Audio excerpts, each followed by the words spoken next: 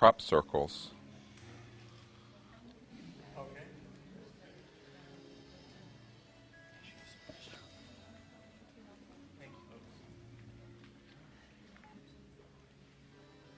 We're going to turn off our cell phones. S'il vous plaît. Oh, that's such a terrible music. It's terrible. Yes, we're being serenaded.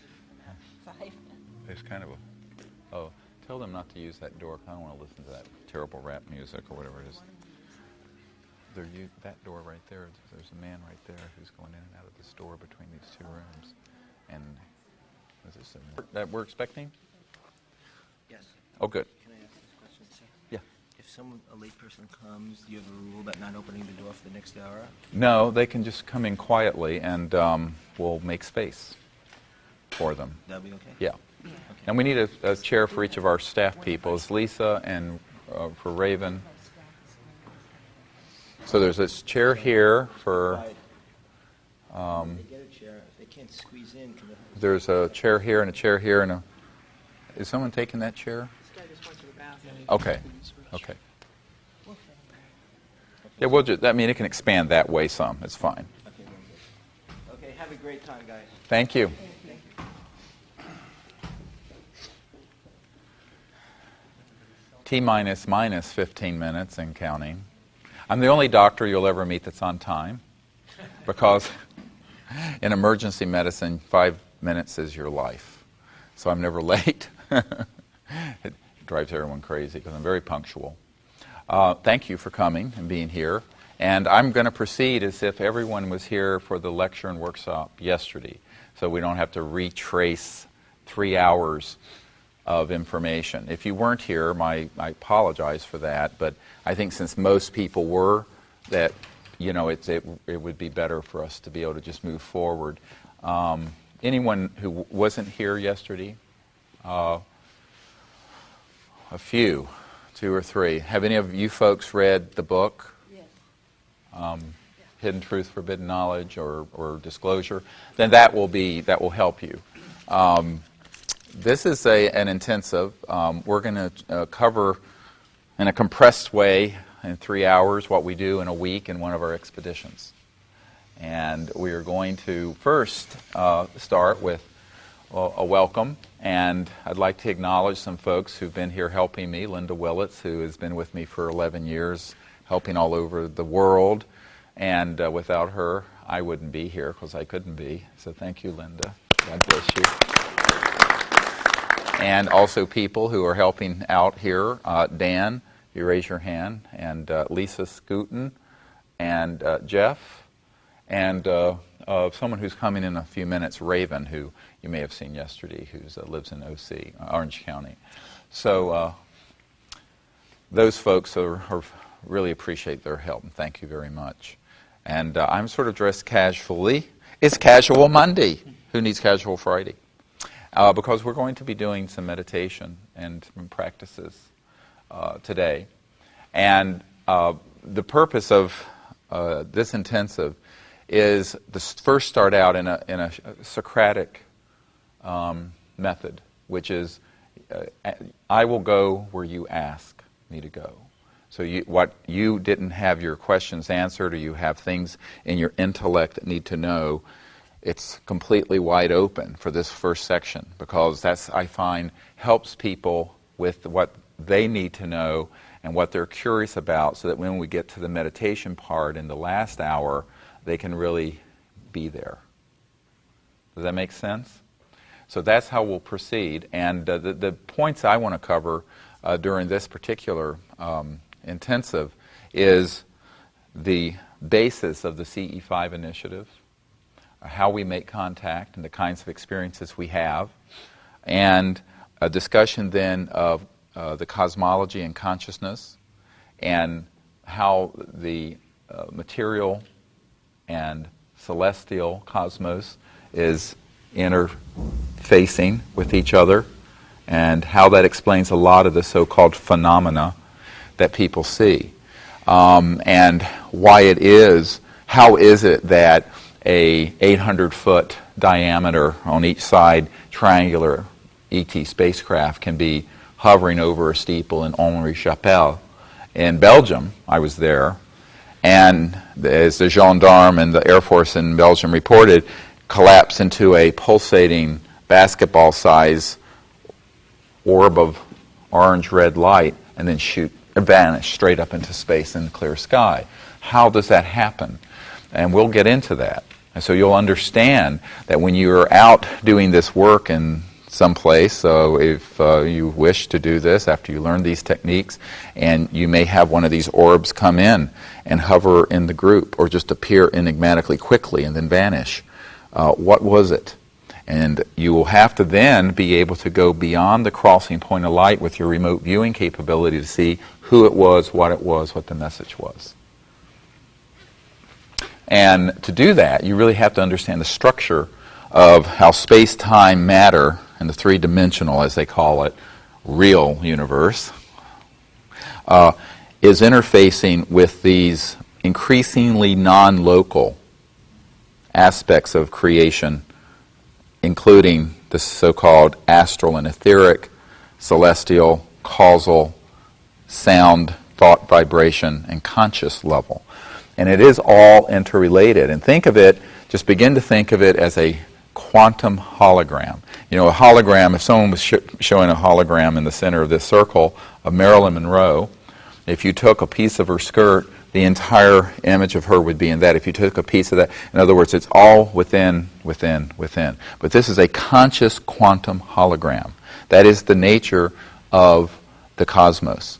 It is not the linear thing that we've been taught. And therefore, there is this non-local or omnipresent aspect of conscious mind and increasingly conscious aspects. And this is where it gets confusing. There's relativity within non-locality. Very important, because you cannot understand extraterrestrial technologies, transport systems, energy systems, without understanding relative non-locality. So we're going to get into these concepts, and then we're going to experience it. And maybe we'll vector in a craft over LAX like at O'Hare. Who knows? It's happened.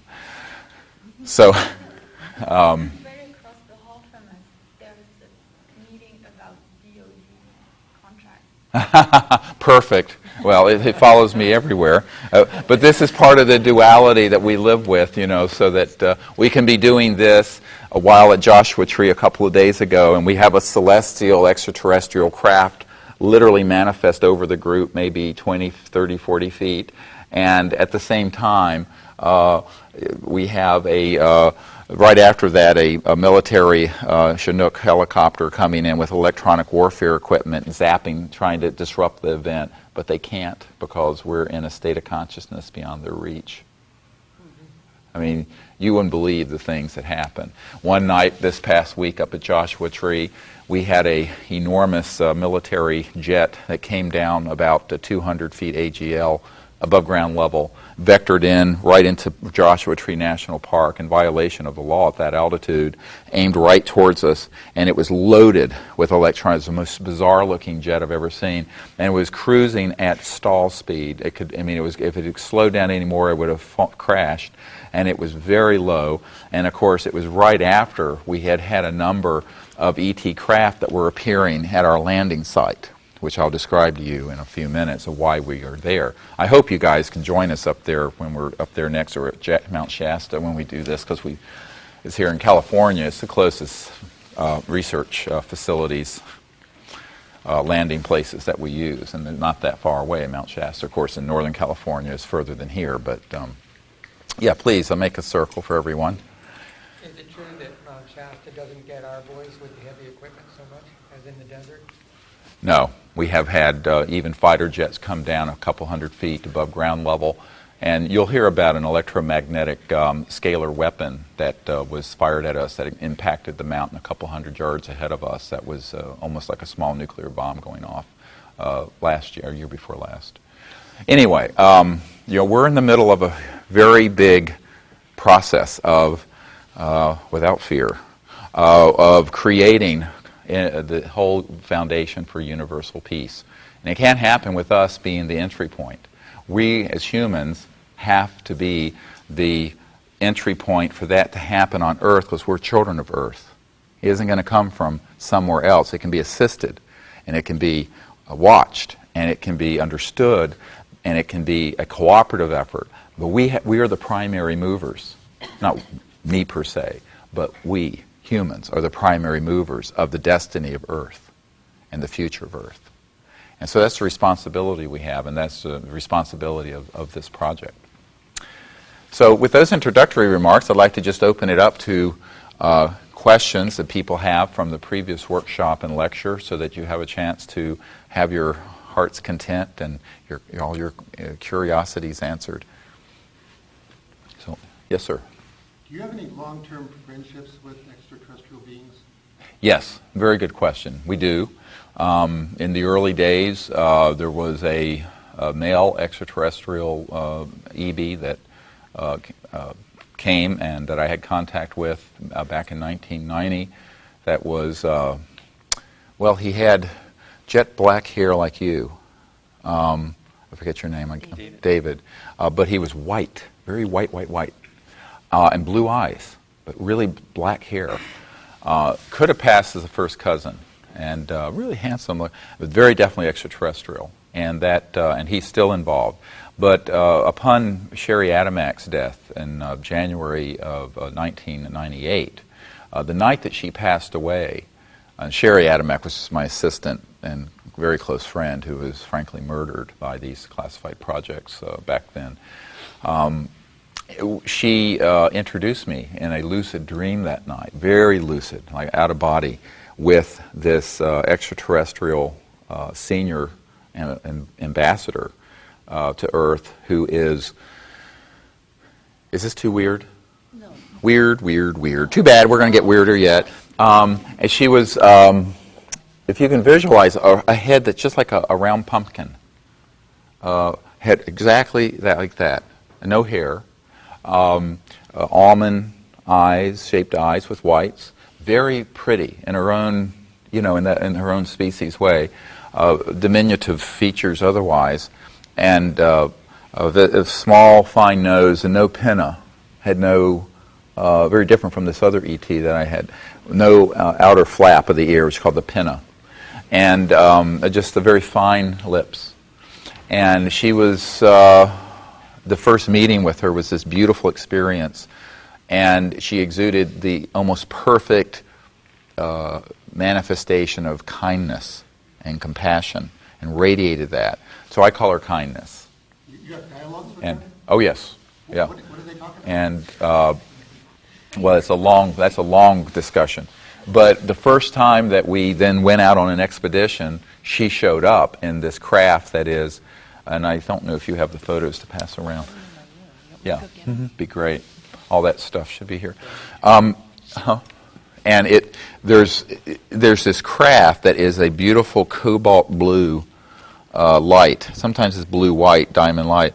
And we usually fly in and shine this brilliant light on our research group when we're out, and then turn and go out. But the essence of this extraterrestrial being will be then in the field bilocated on sort of like an astral hologram, scintillating.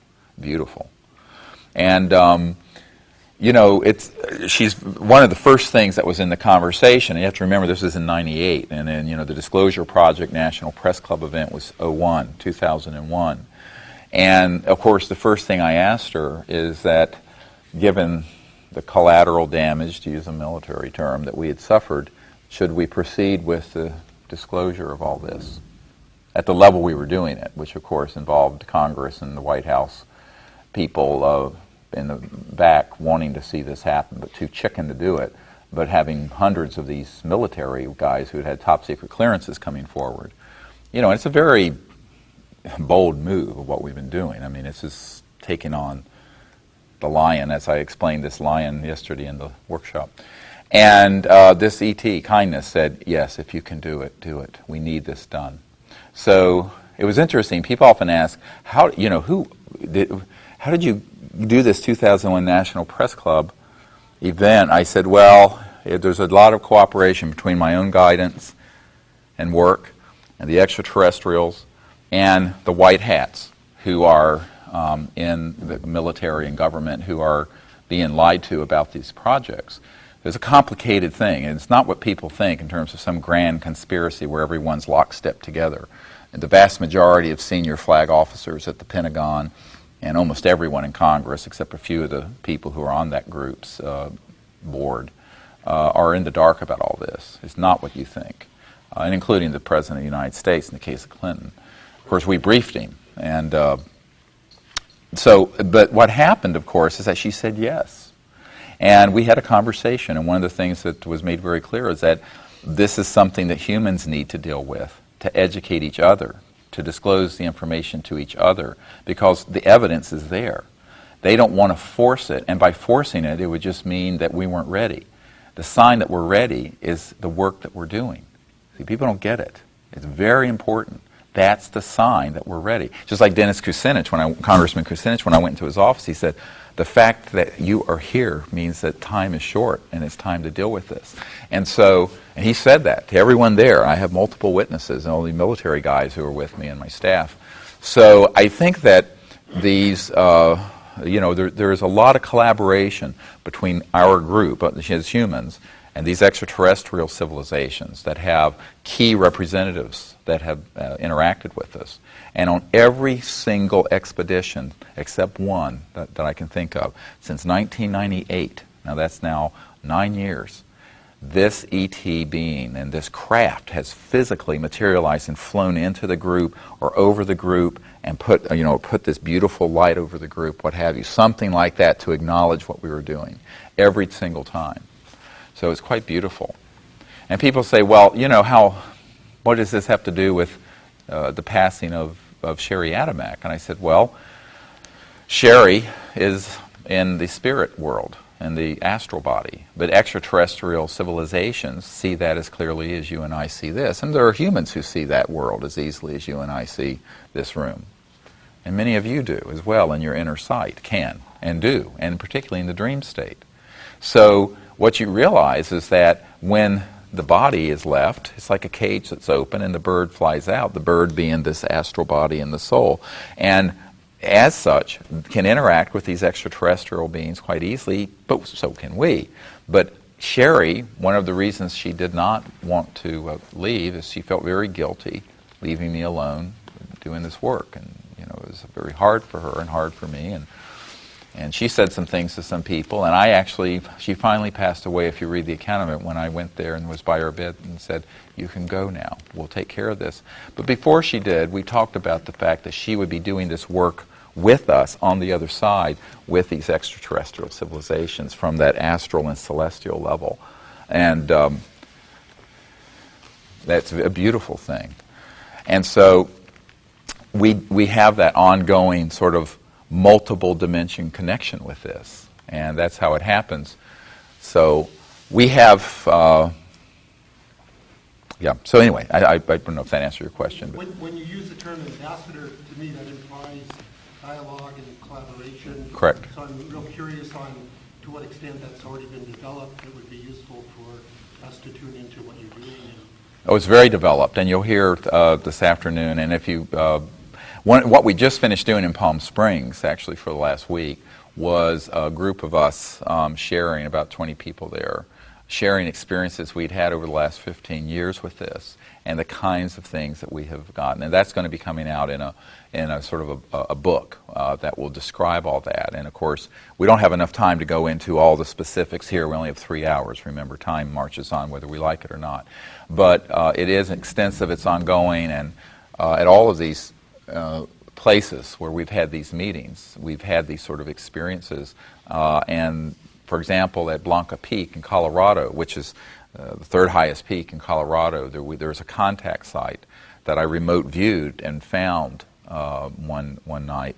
And this contact site has been the site of many meetings between our group and these extraterrestrial civilizations. And the first time we did this, there were about 12 different beings that were there, and they were from different star systems, all of them.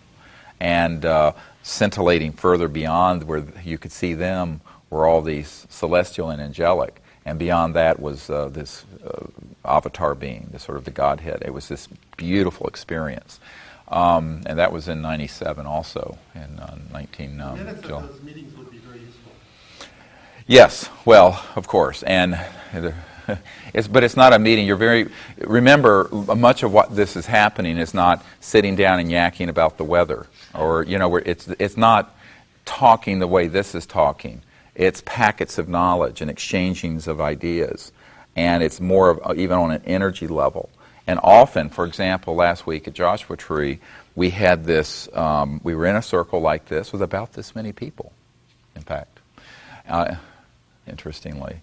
And imagine, just teleport yourself visually, and we're up in Joshua Tree at this site on Geology Tour Road in the center of Joshua Tree National Park, and we're in this state of meditation, and then we're doing a prayer for the earth, for the healing of the earth, with everyone in a spacecraft and in deep space connecting to these extraterrestrial people. And we're doing this together, and I'm speaking as all this is coming through. And when we get to a key point in this, we have all these electronic devices that we have that are magnetometers that pick up magnetic field flux, and laser and radar detectors that will pick up electromagnetic energy coming into an area.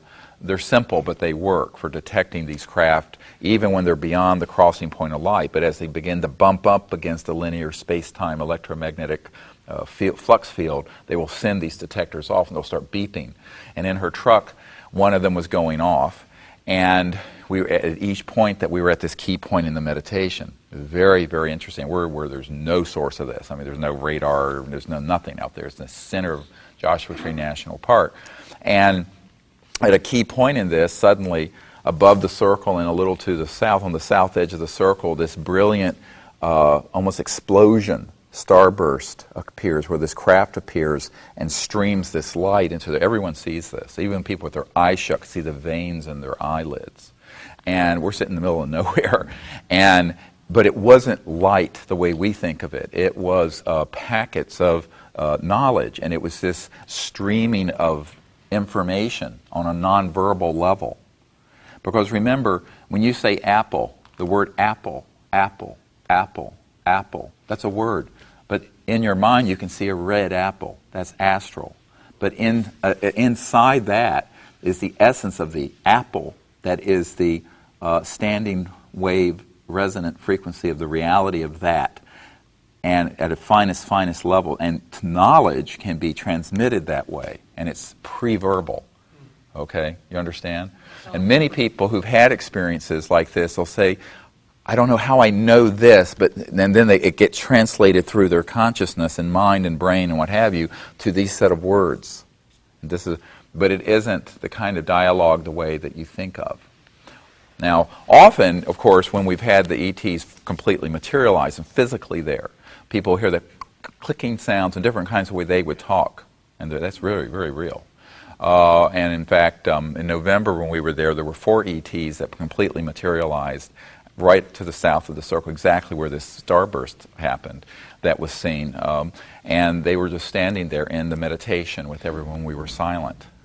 And some people heard some clicking sounds and some other things. But, the information and knowledge transfer is not always linear, oral, verbal. It can be, because they have electronics that do that, sort of a universal translator, I call it, that does that. They've been reported. But when you're in a deep state of consciousness, that's not necessary, and it can bypass linear verbal transmission, and in a fraction of a second or a few seconds, you can get books downloaded. And it's like, in fact, one person who was there who had never been on one of these things and was an OR nurse and was rather skeptical, she said it was like she was just downloaded. And then everyone was in this super high state of consciousness the whole evening, and high energy. And we were there 4 hours. It seemed like it had been an hour and a half. It was time, space, everything changed. It was amazing. Well, Dan was there, and Linda, and a few other people. Time for some other people. Yes? According to what I've read from your sources, you imply that all ETs are good and think of to our benefit. But from some other sources, we can learn that there are some of them who are not as good as we might think, or that there are some other agendas, like reptilians or whatever. Yes, you weren't here yesterday. Yeah. Well, we can cover that again briefly. I don't know if you know what a PLF is, a program life form. We have been making these since after World War II. They are genetic experiments, and they pass very well as aliens. And I know the facilities where we've been making these. And often, the classified projects that are trying to frighten the public. And I know men who have been on these assault teams. They're called abduction teams, but it's an assault team. And one of the institute, a private institute, I got a very secret document that describes this. And they describe the stagecraft of using not only program life forms, but also men in things that look like very good uniforms to be on ARVs, these alien reproduction vehicles, using psychotronic and radionic systems to engage people and have a pseudo-contact experience that's very frightening. There's a lot that I've written on this. And by the way, Martin Cannon here in the 80s, although he's now since disappeared, had a 2,000-page collection of very good research on this. And a lot of this information I then got to a man in, I think, the United Kingdom who wrote a book called MELAB, Military Abductions. And this is part of the conditioned response because they need people to have something to hate and be afraid of. It's just like, I don't know if those of you who studied World War II, how Hitler and Goebbels and how they were very, very good at demonizing Jews. And they even showed them, as these caricatures. And of course they were going to rape your women folk and steal your baby. And their blood would be used in matzah meal on Passover and all this kind of stuff. And of course none of it's true. But it was highly effective in creating a mob mentality in the public of hate and fear that could then support the war effort. Because it's not like a handful of people did the Holocaust, contrary to what people would have you believe. There was a lot of cooperation. And also, the public had to look the other way as the Mercedes-Benz pulled up next to the Jewish industrialist home and they were hauled off to Auschwitz. But to get people to that level, I'm being quite direct since you asked this question, the big game since the World War II era has ended has been the next level of super system trapping, racist super system trapping, which requires an enemy. And even if you say, oh, well, they're all great ETs except this one race who happens to look this way or sound this way or what have you, it's still a racist and completely unfounded point. Now, I'm not saying that no one has had an encounter where they weren't startled or frightened, but they certainly haven't been harmed. And the things that are interesting, if you look at the abduction research industry, which is a very big industry, they're funding, the men that I know, or the ones that you know as household names, were getting their funding from the Bank of Liechtenstein, the Liechtenstein family, which were the primary funders of the Third Reich, as you know, much more so than the Swiss, or even Ford or Watson at IBM or any of those guys. And so there's this sort of interesting international collective of, I call them transnational fascists, that very much want to grow, in the post-World War II era, they wanted to grow a new kind of war. And what they couldn't do overtly with the Third Reich, they've done covertly. But the psychological warfare value of this is to put out a lot of frightening information to people. And so I'm not saying that no one's had contact that startled them, but the sort of things that are put out in the mass media and the public on this are really false. So I think that and this is stuff that we have dispositive proof for. Not only witnesses who have been on, I know an Army Ranger, for example, a couple of them, who have been on these abduction squads.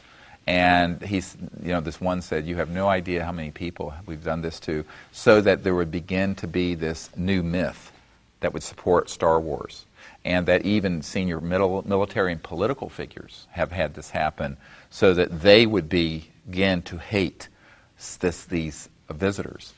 And Hollywood is very infiltrated by these interests, and this is why to get a movie done of Hidden Truth, Forbidden Knowledge, which would be a fantastic true story to make a screenplay, if any of you are screenplay writers, but when I've met with some of the top people in Hollywood, they get their funding cut off when they want to develop that project. But if they want to make Independence Day, where Will Smith says, let's go kick alien butt. And the theme of it was the whole world was going to be united And if you look at that movie, you had people in Africa and you had the Middle East, and they were all getting united. They'd been fighting each other. Now they were going to unite against a threat from outer space.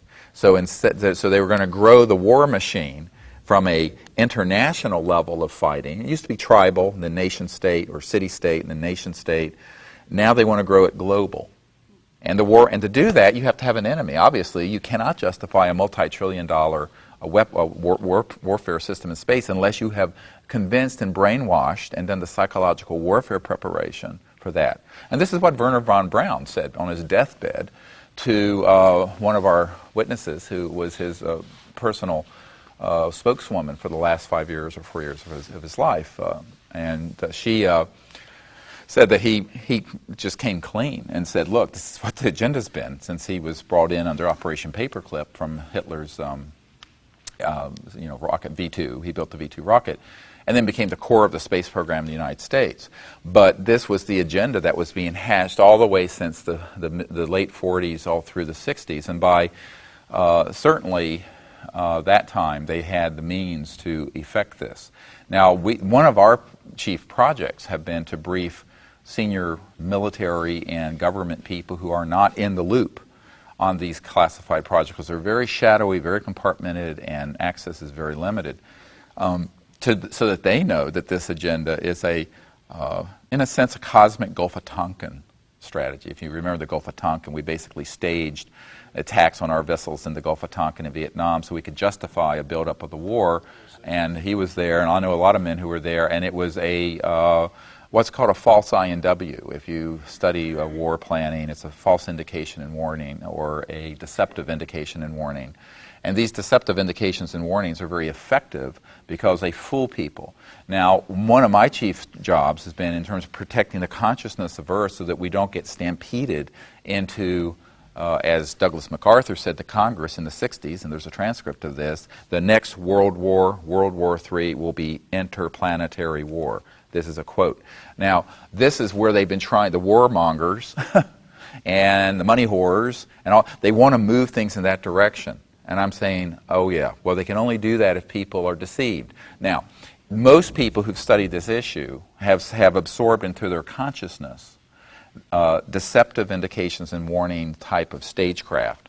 And so that I would say somewhere between 90 and 95% of everything that is extant out there in the literature, videos, UFO circuit, what have you, Coast to Coast AM, is deceptive indications and warnings. Now, the purveyors of it may not know that they're just, lackeys of that. They may not know this.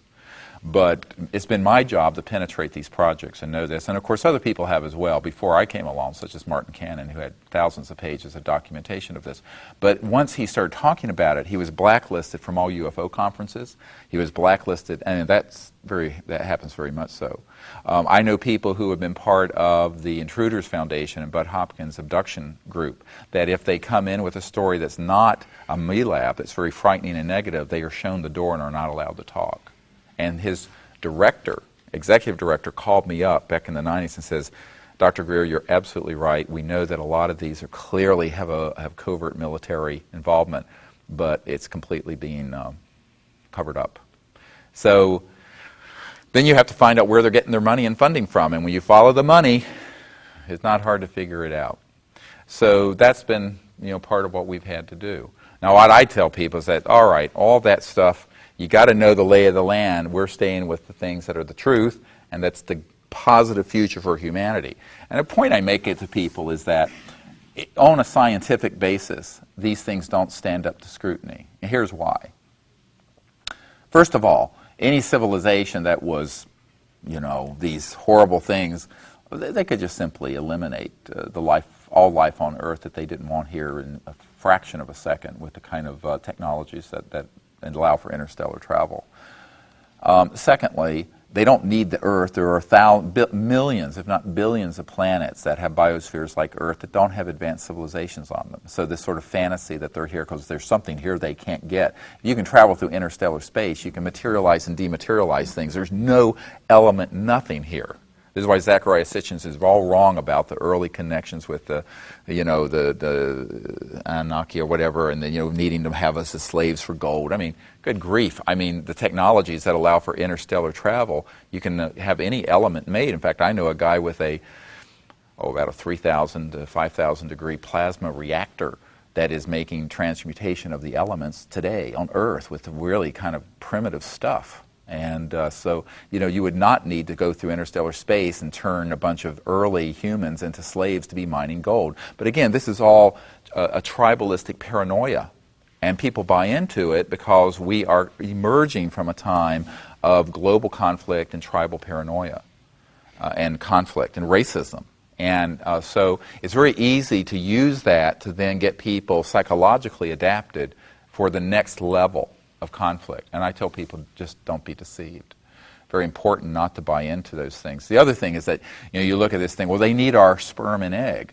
Well, actually they don't, because even in the really advanced classified genetics engineering programs that have been going on for decades, believe me, we were cloning and doing genetic stuff with, if Dolly the sheep was not the first cloned mammal that you hear about, there are classified projects in the Dulce complex up near Four Corners and other places that have been going on for decades. I know a man in the 60s who was in a program like that, and they were growing all these different kinds of life forms in there from basic materials. So all they'd have to do is retrieve a hair follicle or anything. They wouldn't need to drag someone kicking and screaming on board a spacecraft to snatch their egg and your sperm. I mean, if you have a high school level of genetics at this stage of biotechnology, I mean, my daughter who's at UCSF doing her PhD, we talk about it, we just laugh. Because, I mean, even human technology would obviate the need for such a clumsy endeavor. But it does sow the same seeds of fear, because think about it, we still have tribalistic attacks going on this planet. And if you look at what's going on in Darfur, I mean, you have one tribal race attacking another, where their women folk are being raped and the children taken out into sexual slavery. So they want to use that leitmotif to disinform and scare people, because it hits a very primal, almost encoded tribalistic fear that is beyond rationality. But when you study it and stand back and look at it, and you see this, sort of like the Wizard of Oz, when they found out it was this old man behind the curtain pulling all these levers. So much of this phenomenon that people report is like this this whole gray man behind the curtain pulling all these levers, and it's immensely effective to most people, because they haven't had the ability to penetrate what these projects are about. Now, that's one of the chief things we've tried to do in the last 15 years, is separate out how much of this is disinformation and how much of it is actual events that's extraterrestrial. And so you have multiple phenomena going on.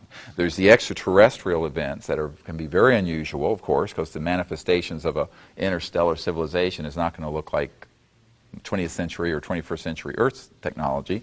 You have people confusing encounters with astral beings that are not extraterrestrial but are very real, and thinking they're extraterrestrial, because we live in the space age, so they conflate that experience with ETs. Then you have this human deception project that's very well funded and quite sophisticated, with the electronics they have and the alien reproduction vehicles that look like UFOs and would pass to the average person as, wow, that's really an ET thing. It couldn't be made on Earth because it doesn't have a propeller or a jet engine. Not true. We've had things that look like UFOs since at least the 50s that have been test flown. And I have photographs from the late 50s and 60s, one taken by a Navy captain that was absolutely an alien reproduction vehicle that was using anti-gravity. And one of the scientists we're working with actually helped build the early coils, the high voltage coils that allow for mass cancellation effect and the levitation of these objects back in the 60s as they got better and better. So you have that phenomenon. And all of it gets thrown into this sort of collection and mixed together. So discernment is very important. And without the discernment, you're lost. But how do you get the discernment? That's a big part of the series of these 3 books that we put out, is all that information in there. And a lot of it is disturbing to people because they have bought into a belief system. They believe that there are the white, Nordic, blonde, blue-eyed good ETs, and they always look like a wonderful Swedish babe. You see? And then the ones that are dark and have a funny-looking head and a different nose and different eyes, those are the bad ETs. Oh, well, please, this is nothing short, it's just interplanetary racism. And so I tell people we need to be careful not to project anthropocentrically the bane of human conflict that we have here onto this emerging relationship. And so my chief task has been to protect that, clarify it, and then positively go out there without prejudice and without buying into all the negative imagery. Because you really can't make contact. If you go out there and say, oh, we're going to be an ambassador to these people, but if you're blue-eyed, white, and Nordic-looking from the Pleiades, come and let's have bagels and lox. And if you look like this, I don't want you to come because I've been convinced, even though I've never met you, that you're this horrible creature. This is just exactly, having grown up in the South during the Civil Rights era, it is just exactly the kind of racist imagery and racist, xenophobic stuff that has been the bane of the human existence for, thousands of years. So what we have to do is leave that thinking behind. You cannot be an ambassador to any one of these civilizations if you still have that mindset, because they're all working cooperatively. The people I know who've had extensive contact with these ETs, and I mean even military people, will tell you that you'll see all these different types of life forms together on a craft. There's not Star Wars going out there on in there. That's another Hollywood movie, like Star Trek and Star Wars and all this, marauding different races of different values. The fact is that if you're still operating from that level of hostility and violence, you're not allowed to leave your biosphere, which is why we've been thrown back like a bad penny. Even though Ben Rich of Lockheed Skunk Works said, yeah, we already have the means to travel among the stars, but those technologies are locked up in a black box. It takes an act of God to get them out to benefit the world. This is the head of Lockheed Skunk Works, said this to 3 people on my team. And the fact of the matter is that we're not bamming around the stars out there because the human civilization has not reached, even though technologically we are capable, socially and spiritually we're not, you see. And so our technological prowess has exceeded our spiritual and social development. And that's a very dangerous time for a civilization from a universal point of view. No, it's dangerous for us on Earth, of course, because we could turn the world into a smoking heap with nuclear weapons and worse, these longitudinal scalar-type weapons that are the really classified systems. But, we're a threat also to other civilizations. And I always tell people who get into this discussion about the alien agenda, I said, I'd be more concerned about the human agenda. I'd be more concerned about why we're putting weapon systems in space. I'd be more concerned about why we have platforms in space that have been fully operational since the mid-'60s, and I know men who've worked on them, where we have very advanced electromagnetic weapons and detection systems that target these objects and to kill them, to knock them down. I'd be wondering why near Eglin Air Force Base, there's a colonel there I know, they had built this U-shaped electromagnetic pulse device that was slaved to a radar system so that every time one of these ET craft manifested or was about to, they'd pick it up and they'd hit it and they'd knock it into the Gulf of Mexico so they could then retrieve it. I'd ask on and on and on and on. I'd be more concerned about that. And I think that, Gordon Crichton, who for years published a Flying Saucer Review, which, of course, Prince Philip and the royal family subscribe to. I know this for a personal fact. I just know personal fact. He told me, he was military intelligence, British intelligence for years. He said the problem was about the time we started detonating nuclear weapons and going into space, a huge red warning flag went over Earth. Warning, this civilization has reached the nuclear threshold and space, but have not learned to live together in peace. And we, therefore, would be a threat to the cosmic order. And so I put this back the other way. Instead of sort of this, I say, that, really a lot of what's talked about in terms of the alien agenda is really an anthropocentric projection. I'd say let's hold up a mirror and let's deal with our own stuff, and then we're going to find that the universe will open its arms to us very friendly. Now, have there been ET events where they have tried to interfere with these sorts of misadventures? Yes. Carl Sagan, who many people thought was an anti-nuclear activist, was actually on the team that helped do the planning and design for a nuclear weapon and missile system to be detonated on the moon. I have personal witnesses to this, and it's in the Disclosure Project book, the people who know about this. And as this missile went exo-atmospheric, as it was about leaving the Earth's atmosphere, it was intercepted by an extraterrestrial vehicle and neutralized. Now, if you were a military person, you would go, these aliens are hostile. Well, they're not. They're just concerned with our hostility, and they do not want us going outside the biosphere of Earth with weapons of mass destruction and with these sort of space capabilities.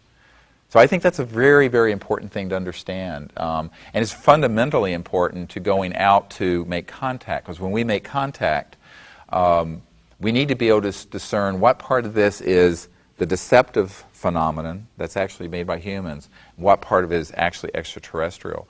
And we have also found that if somebody has these sort of fears and misconception about the ET presence, they won't come.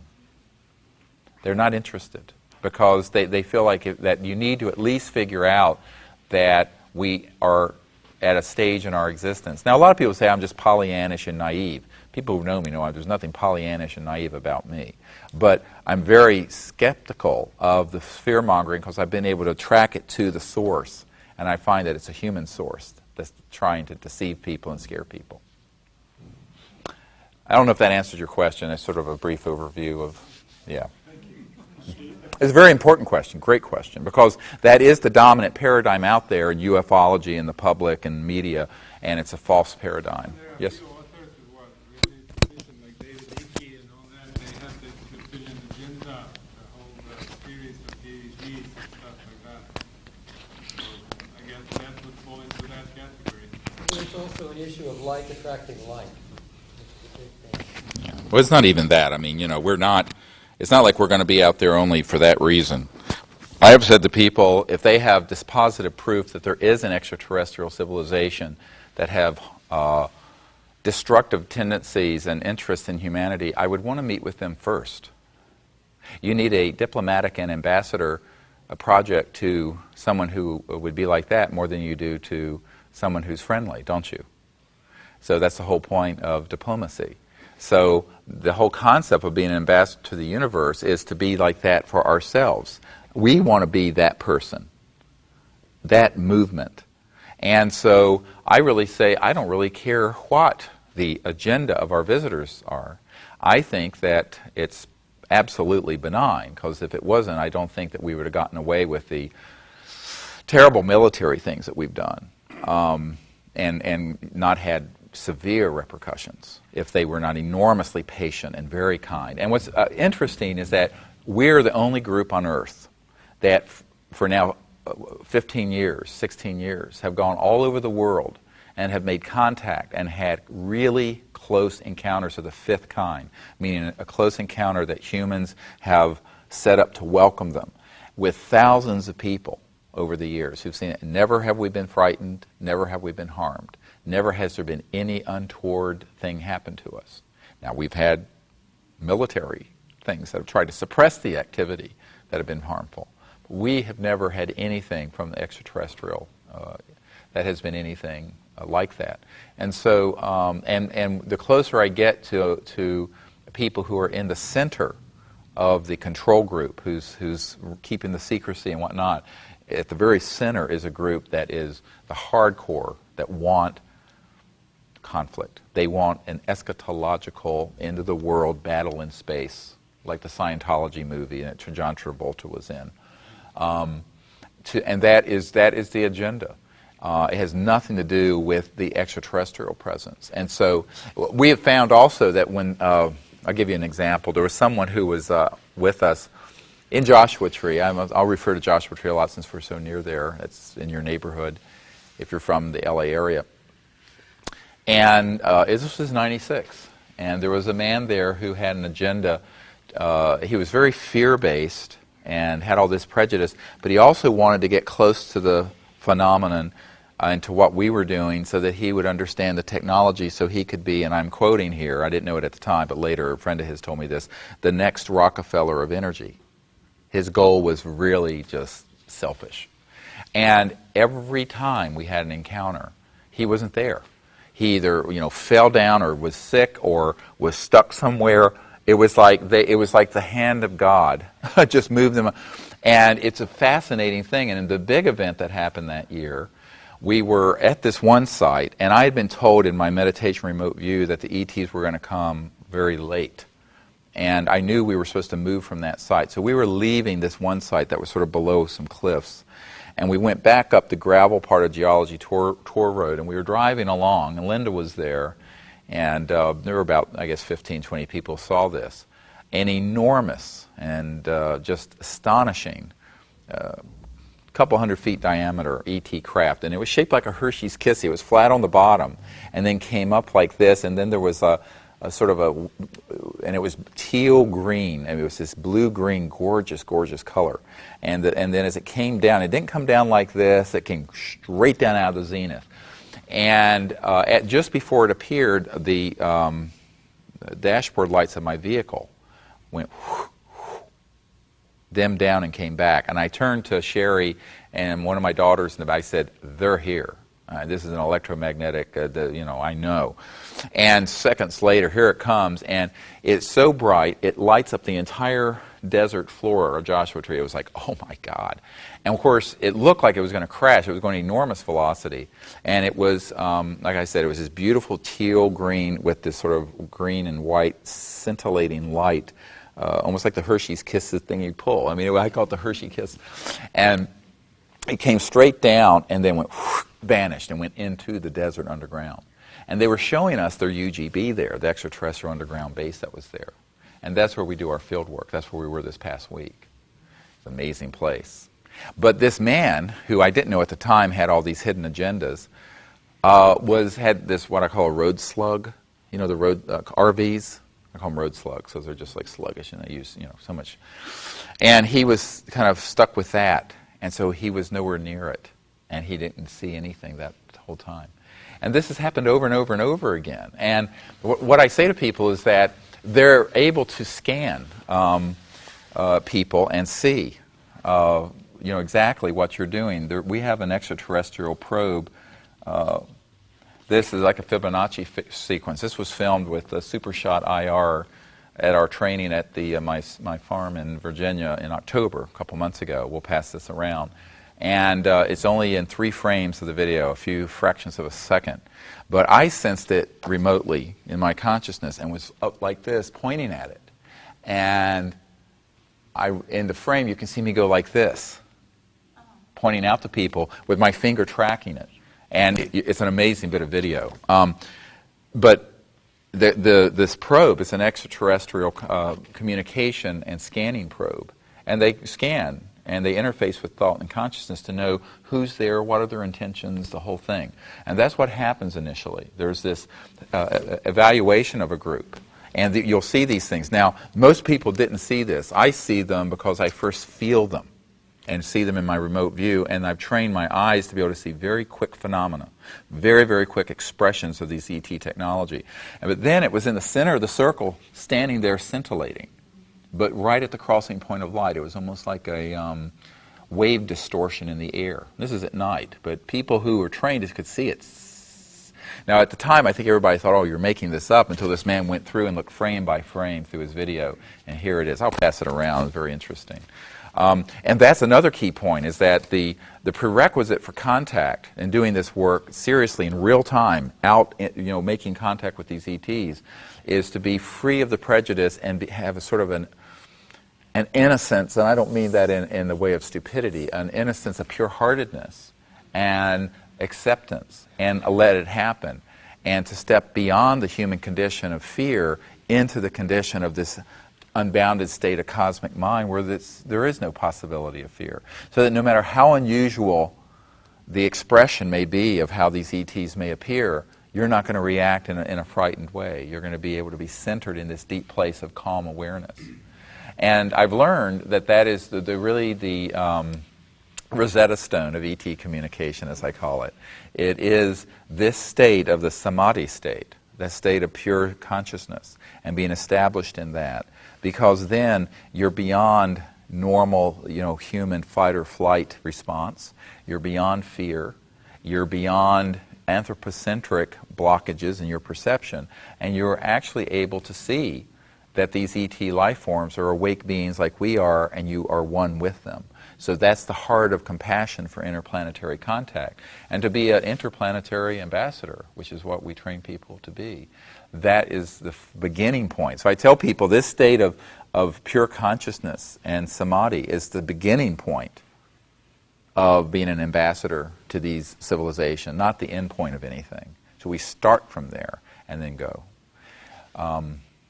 And then it's amazing what happens. This past week, when everyone got into that resonance field of deep consciousness, I was leading a meditation, when everyone got to that place, the place of the placeless, the state of mind that is the singularity, the one mind of the cosmic being, and we were in this state together, that's when they appeared. And only then. And of course, all the electromagnetic things going off. Some people say, isn't that distracting? I say, yes, sometimes, but it's better than, that way there is some physical way of knowing that there is something that's not just a celestial event going on, that is an actual technological event, which is very important to understand, because there are other things that happen. It also helps tune the group. There's a seat there that you can have if you. Oh, I think they left. Okay. Yes, another question. I want to follow up on something you said before, and I listened to your meditation tape coming up.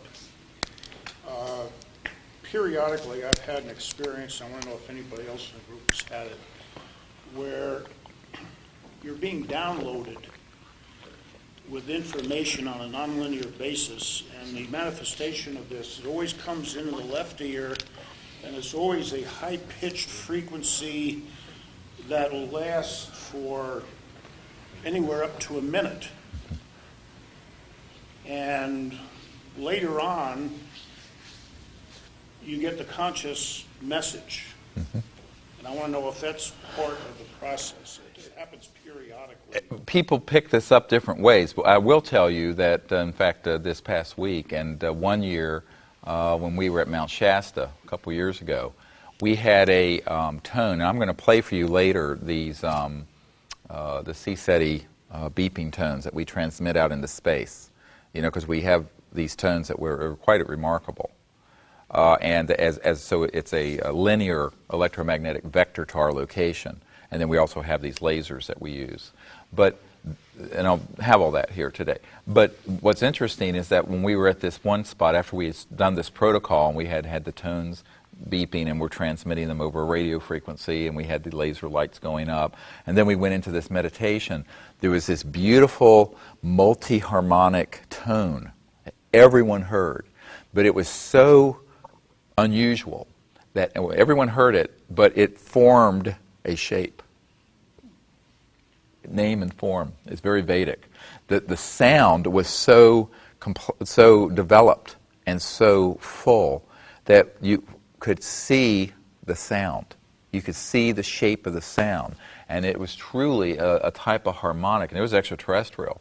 And this was heard by everyone. And then we had an amazing encounter took place. So, yes, that does happen. And we have often, in fact, the first time that I was at, I had these tones that we have that were actually recorded by the BBC in a crop circle. And it was an unusual electromagnetic tone that came through in broad daylight, and it actually did about $75,000 in damage to their cameras, but they recorded this tone.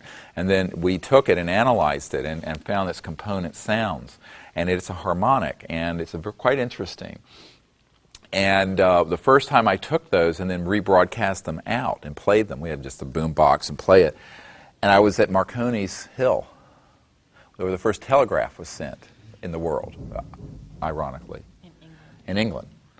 And here comes this tone, and a little while later, it starts drizzling and raining. We're all getting ready to get in our vehicles, and everyone hears this binaural, and it was this omnidirectional tone. You couldn't pinpoint where. It was like it was coming from the center of infinite space, but it was heard by everyone. So it had this omnidirectional quality to it. Amazing. Everyone heard this. And in fact, we have gotten some recordings back of these when they've come. And sometimes they'll actually put it back through our electronic equipment. We'll be transmitting on a radio frequency, one of these walkies, and while you're transmitting, you're not supposed to be able to receive, but all of a sudden it'll start coming back through the electronics. Strange stuff. We have several hundred types of extraterrestrial technology phenomena that we're going to catalog in this new book so that people understand what this stuff is and what it means. It's very important.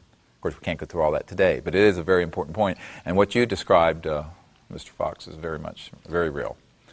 Yes, some other questions. Yes, sir. In your interaction with the information, do you ever get to the concept of the ultimate creator with all beings? And if so, how do they grapple with the chicken or the egg phenomena when you get to that concept? Yes, we do actually get to that concept very much so. And in reality, there's no chicken and no egg, but one being.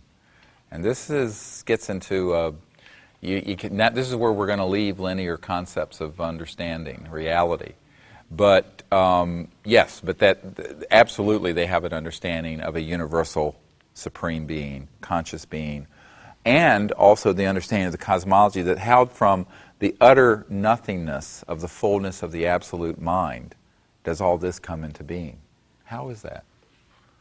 What is that? I guess that gets hard for people to grab their head around, I think. At least.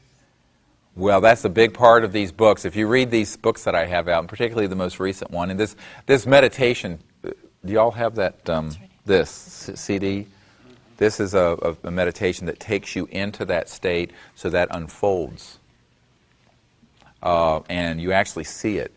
And when we go to Creststone, there's a Buddhist center that has one of these beautiful domes. And I sit and spend about 45 minutes where I go to that state. We transcend and go to the unbounded absolute, and then we emerge and go through the process of the differentiation and manifestation of the cosmology, the whole cosmos, from the finest Godhead, the personal aspect of the Creator, all the way to the material cosmos and stars and sun and what have you. So you just kind of got to let that concept get out of your head to let the information in. If you know what I mean. Well, if they're pre-existing linear concepts that are incorrect, yes, they have to be not let go. They need to be built upon. It's sort of like kindergarten. I mean, when you're in kindergarten, you learn 1 and 1 is 2. You're not learning calculus or quantitative analysis or any of that. So it's not that it's incorrect. It's just that it's based in a linear and perhaps atavistic, a more or less developed level of understanding. So I don't like to think of it as being wrong. It's just incomplete. 1 and 1 is 2. That's correct. But it doesn't mean it's the complete knowledge of all mathematical systems. You see? So you build upon it. It's building. And the best teacher is experience. And this is why, the catechisms, as it were, or dogma of specific belief needs to be kind of let that be. And then you need to get to this state where you experience the mind itself and the being itself. So, and then you can see what makes sense. And, all this is folded within all of you. I mean, all of us are conscious. And that consciousness itself, the silent, undifferentiated aspect of that mind, is the universal being. People don't like to admit that.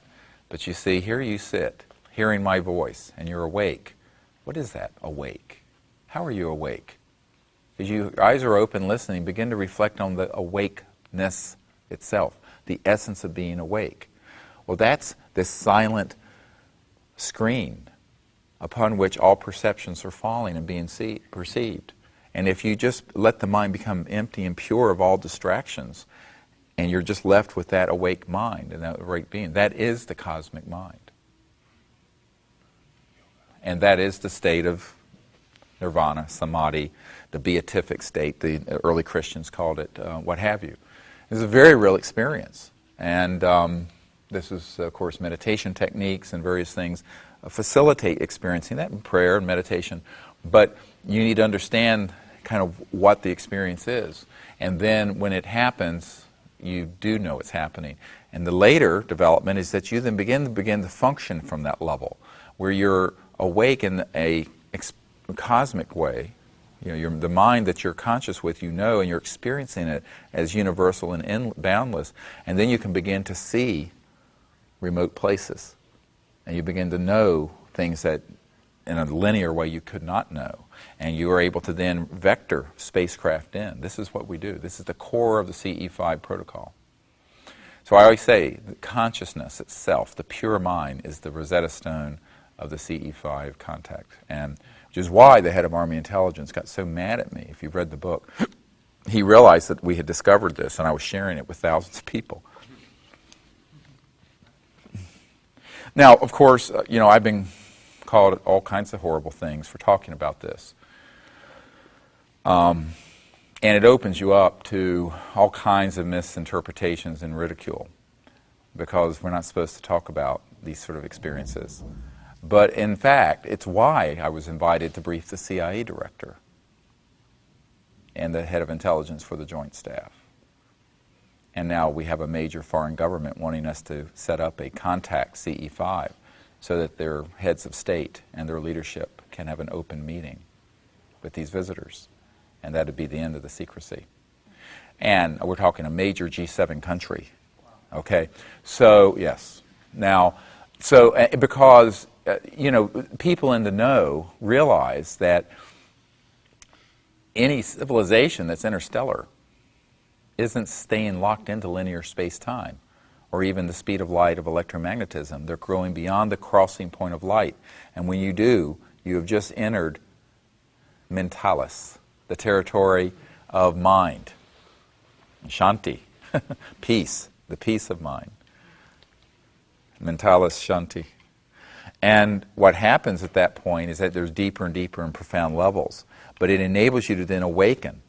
And that's why, you know, these week-long trainings, I train, we spend many, many hours through the week when we're not out under the stars at night, going through a process where I'll put a box in the center of the room with something in it. Nobody knows what's in it. And we'll go into this state of cosmic mind and silent meditation. Then I ask people to know that the mind is omnipresent and see what is inside the box. It's amazing how people have these breakthroughs, and they absolutely see it. People who've never meditated, people, I've done this with I was asked to do this in Switzerland at one of these big business roundtable things, and there were vice presidents of software companies, and the head of Medtronics, and the chairman of Canon was there, and all these people, and you know, I was invited to be a fly on the wall as the kind of the freak. But they all wanted to know this, and when they heard this, what we were doing, we just impromptu took a few minutes and formed a circle. It took about an hour, actually. And I made a few comments about the nature of consciousness, led a guided meditation, and they got it. And it's so I'll never forget this chartered accountant from Sheffield, England, going, "I can't believe it. This can't be. This is ruining my life. I can't believe this is possible. This must be rubbish. How have you done?" And it was this whole thing. It was fascinating. And because these were not, you know, New Age people at a UFO conference or a Conscious Life Expo. These were, you know, the captains of industry. And it was very interesting. And, you know, I try to share that with folks like that, you know, so that they begin to understand. And then I said, well, of course, and when you think about it, just exactly what the CIA director's wife said when, you know, we had this meeting, and it was not the CIA director, it was his wife who really wanted to know how the communication and how their communication can take place across interstellar distances. And I explained the nature of conscious mind and the fact that the thought, directed coherent thought, and we call this protocol coherent thought sequencing. Once you're in a state of unbounded mind, you can remote view a craft anywhere, maybe underground, maybe in deep space, maybe out of our galaxy. Connect to it, and then you zoom in, and you show them through a coherent thought. And that kind of coherent thought, from a universal aspect of mind, interfaces with their universal communication system. Absolutely does. And then they vector right in. It's like a laser light, but it's thought. And you have a whole group doing this. And that's why we have this very high rate of contact, as long as the group is there. Now, what's interesting is the compassion that they have always shown. And last year, about 15 months ago, actually, November 05, we were at the Joshua Tree site. I like sharing these stories. I share these stories because they're very illustrative of the meaning behind our contact. And we were in this state of meditation and deep consciousness, and I was leading one of these. And then afterwards, we were just sitting in silence together. And this one person who has had a lot of childhood trauma and anxiety was specifically mentally asked by an ET. I mean, it was like this clear thought, is it okay if we appear now? And he was the person who, in a sense, needed to give that permission. Everyone else would have been okay, but they didn't want to do anything that would have caused sort of a PTSD, a post-traumatic stress disorder reaction by suddenly appearing. And he said, oh, yes. And about 5 seconds after he answered yes, while we're all sitting there, here comes this craft, and it literally, right about 15 to 20 feet above the group, materializes, comes through the crossing point of the light, and flies at a fairly low, floats over us. I mean, if I could have been on my chair and jumped up, I could have touched the underside of it. And it was this amazing harmonic sound it was making. Wom, wom, wom, wom, wom, wom, wom, wom, wom, wom, wom, wom. Yeah, like a didgeridoo. It was like that. Wom, wom, wom, wom, wom, wom, wom, wom. And then it got just past the circle and vanished, dematerialized. And it was amazing. But they asked permit, and this is like, people are there going, oh my God. Cool. Yeah. And it was like, oh yes, this stuff is for real. But they were very compassionate. And the same thing, if you study the 1992 landing at Alton Barnes in England, we had, that was before I started training people on these week-long intensives in cosmic consciousness and developing the remote viewing and all this. I just thought everyone could just go out and do this, and they'd show up and everybody be fine as frog's hair, as we say in the South.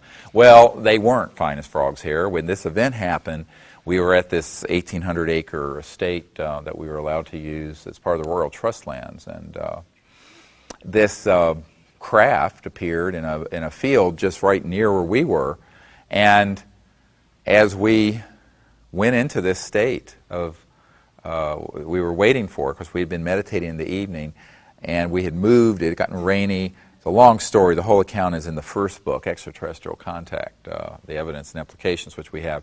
But there was a woman there who was a PhD psychologist. First red flag. And she had done a lot of work with abductionists and had taken into her subconsciousness a lot of fear. But she had taken an intellectual bypass around it. She hadn't really dealt with it. She just said, oh yeah, I'm ready for contact, and let them come, and they can come to my patio off my house, and we'll have bagels and lox and cream cheese, and it'll be great. So here it is, and of course, it was all in her head. And she didn't understand that this is for real. I mean, what we're doing here, as opposed to, the science that begins and ends with mere words, as they say about psychology. And, sorry. But she was absolutely stunned. And here is this disc, about a 100-foot diameter disc, completely materialized in the field we're in. I mean, we're not, it's, when you say, oh, well, it's over there on the other side of the mountain, and this is in the field. And it has these gorgeous celestial colored lights going. It was going around counterclockwise, like this. But the lights were kind of bleeding back and forth into each other, every kind of beautiful, but it's light and color like you will never see on Earth, because of the purity of how these ET craft manifest through the crossing point of light, the astral and etheric, and come as a completely single, seamless, perfect pure metallic, pure light, pure everything. I mean, it's just highly refined. And so I said, well, get the light, because I wanted to signal to it, because it was signaling. And we want to invite it to come closer. It was a few 100 feet away, but about 10 feet above the field. But we were on a rise, so it was right at eye level. And it was this shape, and it came up like this, and then had a few amber lights on the top of it. And it was gorgeous. And like a jewel hovering there, silent. A little bit of a sound like a transformer, just slightly. And here it comes. And she says, oh, no, don't do that. I said, what do you mean don't do that? That's what we're here for. And she fell apart like a $3 watch. She really did. I mean, you know, and it was a close, very close encounter. And there was a lot of electrostatic phenomena. We had a lot of piloerection. No, that's not a sexual term. It's when the hair stands up on end, and you know, from the electromagnetism. And then my compass was going, like the craft was going counterclockwise, the magnetic field flux was causing the needle of the compass to go around counterclockwise, but not fast, very slowly. And it did this for an hour. Almost the same rate as the light? No, it was it had to do with the distance and everything else. So after they sensed her fear, because I was on board the craft remote viewing conversing with the visitors, they backed off, and they very gently stopped, and backed off, and then went up into the foggy clouds, and then stayed above us at a distance that she was comfortable with. Now, over an hour, this needle kept going around counterclockwise until it made one complete turn. Over an hour, it took that long. And you could watch it. It was like, oh my God, like watching the minutes on a hand. And at the end of that, they opened up the clouds, because they can do this. They opened up the clouds, and at this point, it was maybe a couple thousand feet up, and it was this beautiful jewel, and I signaled it to it, and it signaled back, saying goodbye, and out into space and left.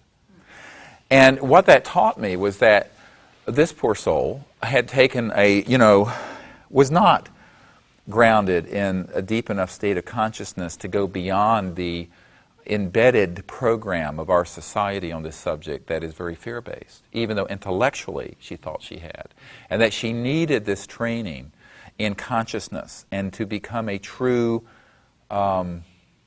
ambassador from the level of cosmic consciousness. If you're going to be a cosmic ambassador, you must have cosmic awareness. And this is a prerequisite. So now folks don't come out with us unless they are doing that. And because, just out of compassion to the person, because when some of these extraterrestrial expressions of their existence happen, they can be very close. And if somebody has these is still centered in the little self, the little ego of fear, then this can overwhelm them, even though nothing adverse is happening. So the power of being able to be, as Krishna said to Arjuna on the battlefield in the Bhagavad Gita, a little of this, capital T, this state of cosmic mind, eliminates all fear. And it's true. And that's how we do what we're doing. It's also how we're doing the Disclosure Project. I have no fear about going into a military facility that's an underground base. That's a top secret SCI facility where I'm not supposed to be there. I go. I've done it.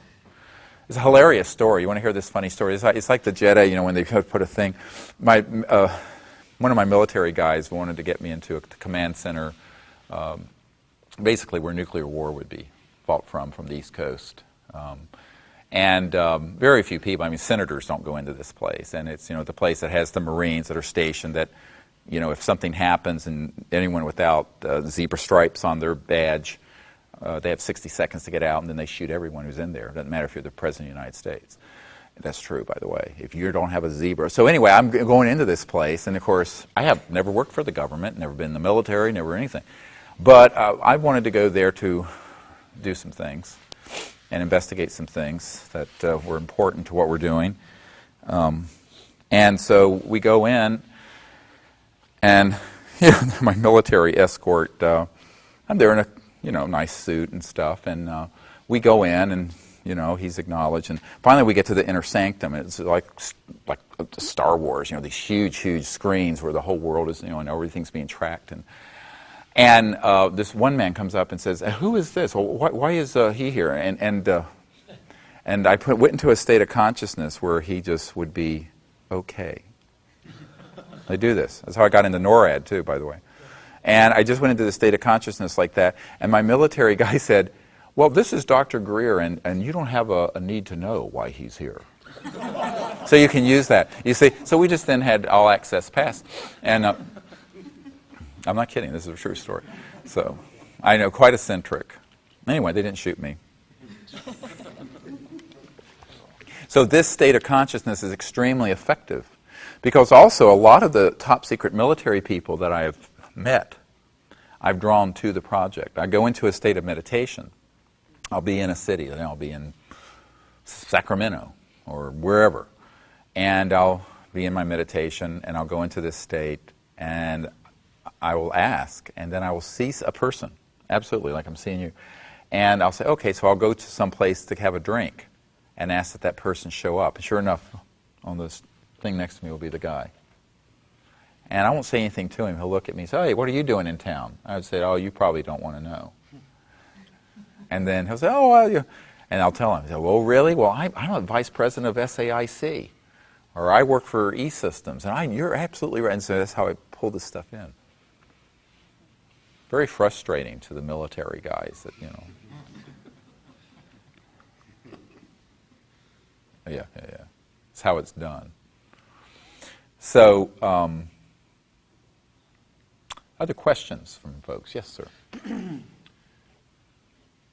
I thought about what you said yesterday, quite a bit about who the powers that be, basically. And I was just wondering if you could touch on sort of Richard Branson and maybe what he might have to do with a positive or negative activity with space, because supposedly he's obviously got the affluence to make decisions on both sides, and I'm just curious as to if you know anything. I have not spoken with him. Someone who's on our team, who's a military guy, has.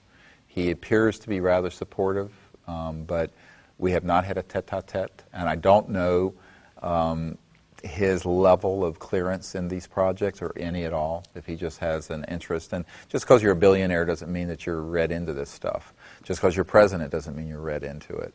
So that's all I know. I think he is genuinely concerned about global warming. I think he's genuinely concerned about the deterioration of the biosphere. I know he's interested in these matters for a fact, but that's all I can say. Beyond that, I just donated $2 billion, I believe. That's why I'm bringing it up. To UC Berkeley to develop alternate energy sources. That was in a paper the other day, right? And well, he's also developing some sort of. He wants to do some like for the community to go out into space. He's trying to develop, and I'm sure that when it comes down to it, as soon as he confronted the government, I mean, there's obviously all these things that are known in the government that would create some, you know. Right. It's obviously different than he knows. If he's trying to create some sort of e-ticket ride to the moon and back for the very affluent, there's other things that come into play, obviously, with that. Perhaps not. I mean, there are a lot of private space endeavors going on, and you know, including this Bigelow and folks like that. And many of them are tied into the super secret programs, and some aren't.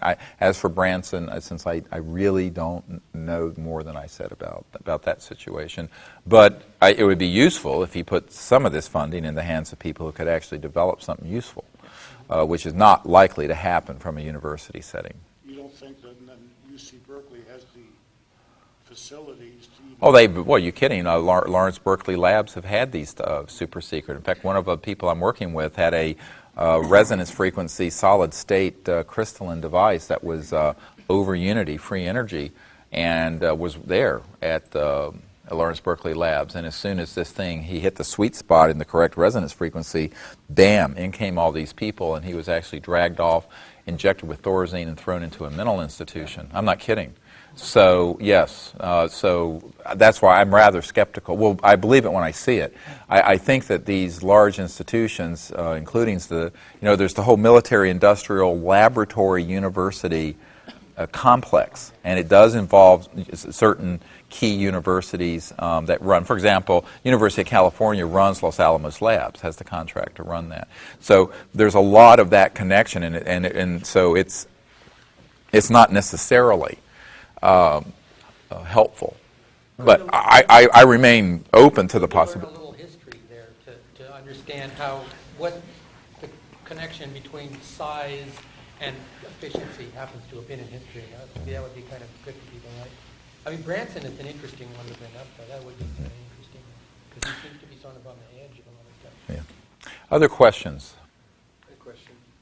How come it seems like there was relatively maybe simple experiments that, given in the proper laboratory, like if I were to drop off a box to a scientist in the middle of Chile or in the middle of China or in the middle of Israel, and they said, look, follow these instructions, you get this result, and then this, and I mean, make 50,000 of these boxes or packages or things.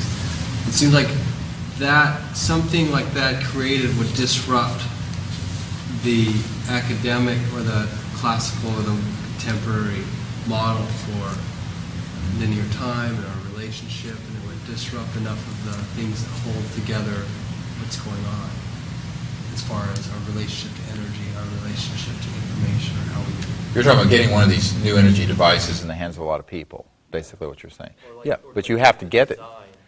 or just something that It's not that simple. Yeah. I mean, you're not building a toaster.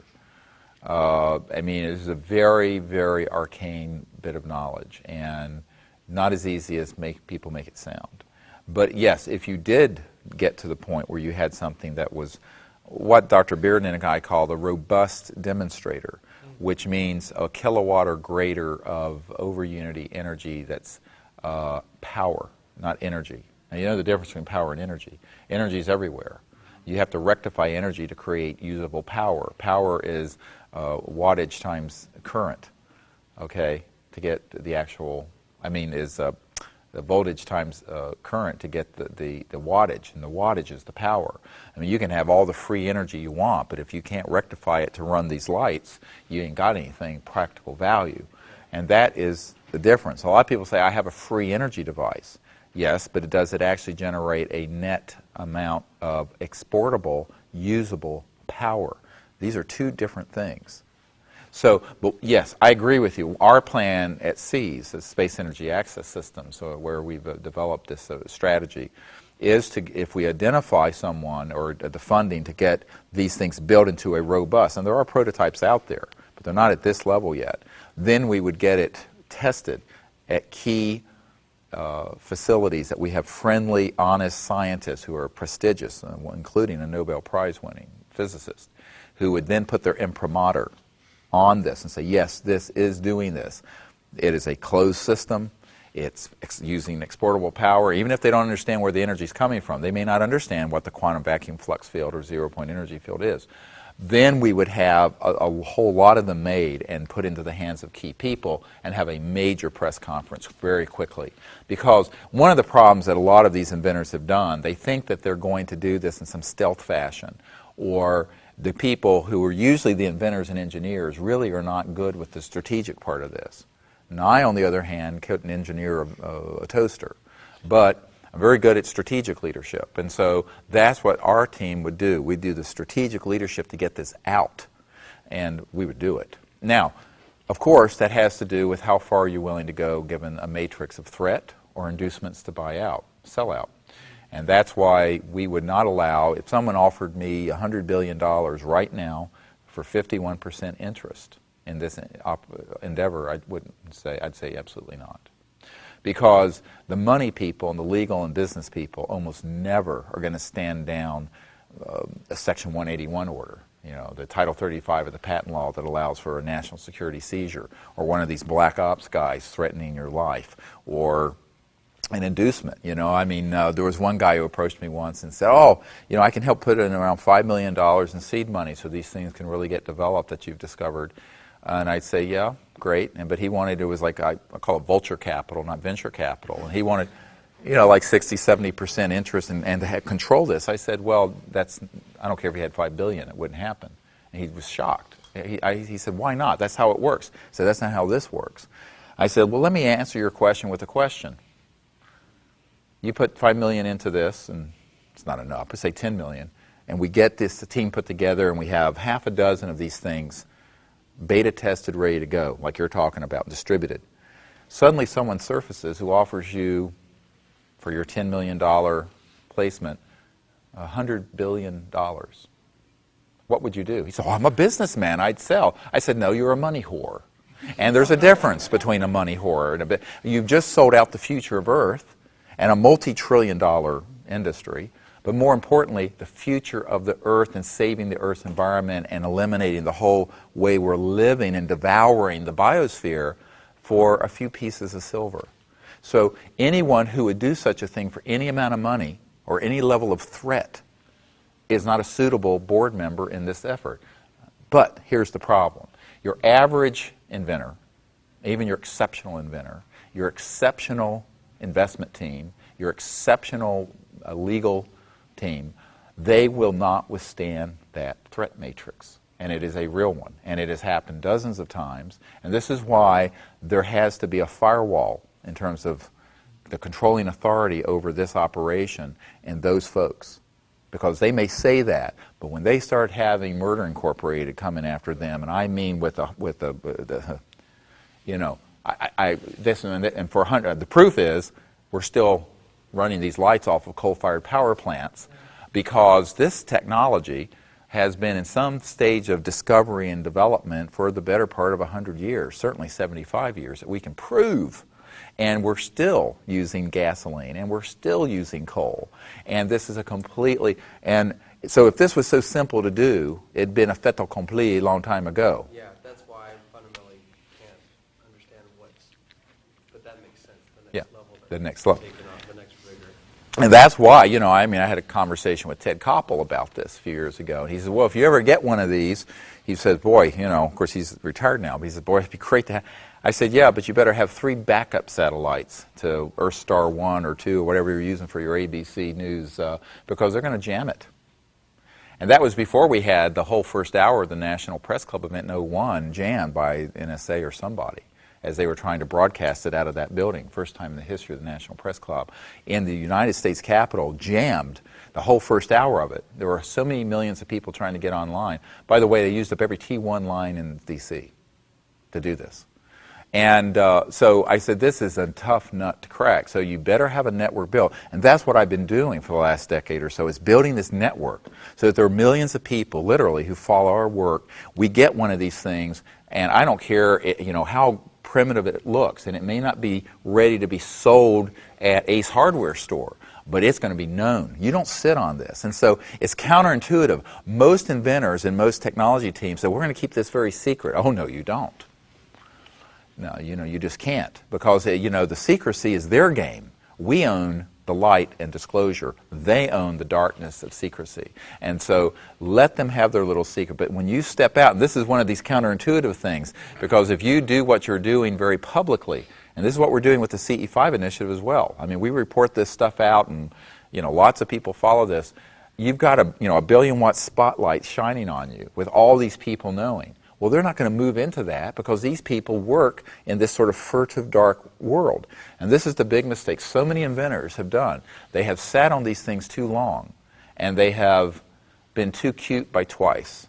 And what happens is that they're caught in this trap before hundreds of millions of people know about it. And you have to have hundreds of millions of people know about it. You cannot do this thing without the masses, because your first vanguard of protection is the knowledge of the masses, the knowledge of the public. And the public needs to know, but they'll also be your biggest defenders. Can you imagine that if you actually had a technology that would free people from electric bills and from pollution and gasoline bills, and it was known by hundreds of millions of people through a satellite broadcast and everything else, and with all kinds of strategies we have that I don't want to go into. But if you do that, Well, I mean, if there was a covert or overt attempt to suppress that, A, it would be known. B, you'd have a million people march on Washington and burn the city down. It won't happen. So that's why Disclosure Project happened. I mean, we ramped this thing up so that there were millions, 10, 15 million people listening about it on Coast to Coast AM and other, not just that, but other media outlets, that this was going to happen. So when it happened, it was like, whew. And to this day, not a single one of these people who testified have even gotten a phone call telling them to be quiet. Not one. Not a single one. In fact, Colonel Arneson, who was with us in Palm Springs, said this publicly to our group. He's one of our witnesses who was with the Strategic Air Command when the Maelstrom and the nuclear missiles were shut down. And they said, he said that he has never gotten any negative repercussions from having come forward with his information or the documents pertaining to it. And that's true. That is absolutely, none of us have. But it's not an accident. This was planned. This was years and years and years of planning. And so that's the kind of umbrella and strategy we want to put around the technology. So it actually survives the launch. Because, and really, you think about it, 99.9999999% of the people on Earth do not own oil fields or coal companies or power companies. And they'd be thrilled to have this knowledge. And it would be such a blossom of hope springing throughout the world. It'd be a springtime that they would realize that, well, even if it's a couple more years to get it to a 20 kilowatt or 100 kilowatt system, to know that this is real, it's been tested by mainstream scientists, it's been proven, it's been replicated, it's reproducible. This would be such a wonderful thing in a world where there's really so much hopelessness and despair. In France, I understand there's a company that's put out a model with a magnetic Tesla-type generator that they're putting out for a jury of 12 scientists, and I understand they're already giving them... That's in Scotland, Steorn. Oh, yes, yes. What do you know about that? That there's been no testing yet, and we do not know if it's enough to run anything more than a cell phone. And that's the other thing. Our requirement is robust. Yes, there are things that put out a watt or two or a milliwatt, but we need something that's going to be showing people that this is actually a practical replacement to the current system. And we know they exist and have existed. In fact, we're working with people who've had these. But to get it to the next level, we're going to have some serious support. And it's going to have to be from people who understand the risks, the benefits, and are willing to, they can be on the board if they're willing to be a target. But they're going to have to be willing to, let the leadership lead. And I'm skeptical that that's going to happen from people who are ordinary investment people or ordinary engineers. By the way, this has been the Achilles heels of most inventors, is that they may be a genius in electromagnetics, but it doesn't mean they're a genius in strategy. And they often conflate their brilliance in one area into another. And this is their Achilles heel. They invariably fail. Tesla himself. Yeah, Tesla himself, but there have been hundreds I can document. And this is, Dr. Bearden has told all the folks, and he has put in writing, that our group, our strategic leadership group, is the most promising one on the planet to get this out and actually do it. Because he and I have spent time with he knows, and we've sort of read each other's souls, and he knows that no amount of threat and no amount of intimidation and no inducement for money. I don't need money at this stage. I don't need it. I mean, it's not that I'm rich, but I just don't need the money. I don't care about it. And so this has to be done with people who are that clear on their mission. And if they're not like this guy who missed the big landing at Joshua Tree because he's wanting to be the next Rockefeller or whatever energy, it ain't going to happen, because there's always someone with a bigger stick than you've got that's going to buy you out, and so, or come after you with the stick and club you to death. So you've got to be willing to, be that kind of person, and that's the people on our core team. They're all those kind of people, great people, and they're doing it all for the right reasons. And if the first hint that they're not, bye-bye, they're jettisoned, which, pleases some people and not others. But the thing is, you've got to keep this pure. And this whole contact protocol we're doing, same thing. The senior team of folks who go out, the success we've had with these ET craft and contacting them is because people are in that state of pure consciousness and in pure intent, beyond fear, without prejudice, and It's beautiful what happens. It's so beautiful. And I know the same thing can happen with these wondrous new sciences that are here on the planet and are in the consciousness of certain gifted inventors. And there's just been these other interests that have kept blocking it. And we will overcome that, but we need lots of people in this state of consciousness. Elisa was talking about this masterminding sort of technique, where you have lots of people in that state of consciousness and visualizing the outcome and meditating and praying for it. And it's very powerful, because one person can have a certain effect, but a group of people or several people that are connected together have an exponentially greater effect. And this has been scientifically proven in studies that have been done at Princeton and Dr. Bob John's laboratory. By the way, when I spoke to Dr. John some years ago, he said, you know, what you're doing out contacting these extraterrestrial beings is a field experiment on a large scale of what I'm proving in the laboratory. That's what he said. It was a very interesting conversation, which is what we're doing. Except it's not an experiment. It goes beyond, experimental. We're not treating these ETs as a test subject. We're actually saying, look, these are intelligent, conscious beings like we are, and we're saying on the plane of this unbounded state of mind, that's where we meet. That's where we'll meet. Yes?